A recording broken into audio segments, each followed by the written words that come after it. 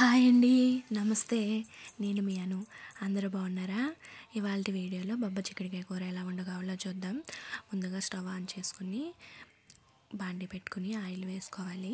Oil వేడైన తర్వాత కొంచెం జీలకర్ర వేసుకుని వేయించుకోవాలి. జీలకర్ర వేగిన తర్వాత 3 మీడియం సైజు ఉల్లిపాయలను తీసుకుని చిన్న ముక్కలుగా కట్ చేసుకుని అవి కూడా ఈ నూనెలో వేసుకుని వేయించుకోవాలి. ఉల్లిపాయలు వేగడానికి సాల్ట్, పసుపు వేసుకుని కలుపుకుంటే త్వరగా వేగిపోతాయి. అలాగే కొంచెం కరివేపాకు కూడా వేసుకుని వేయించుకున్నాను. సాల్ట్, పసుపు వేసి కలుపుకుని మూత పెట్టేసుకుంటే ఉల్లిపాయలు అన్నవి త్వరగా మగ్గిపోతాయి.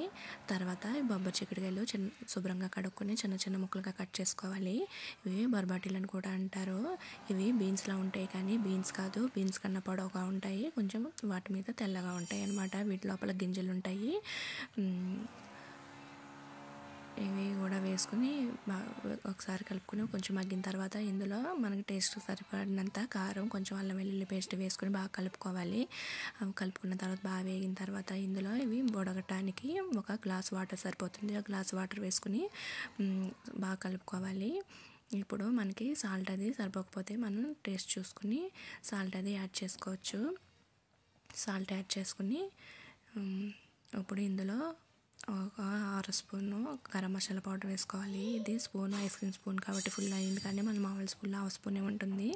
ఇది వేసుకుని కలుపుకోవాలి. ఇది వేసుకుని ఉడికిన తర్వాత ఇందులో కొంచెం కొత్తిమీర కూడా వేసుకుని కలుపుకోవాలి. అంతే అండి. ముక్క ఉడికిందో లేదో చూసుకుని 2 నిమిషాలు అయితే కర్రీ రెడీ అయిపోయినట్టే. నా వీడియో నచ్చినట్లయితే లైక్ చేయండి, షేర్ చేయండి. Thank you.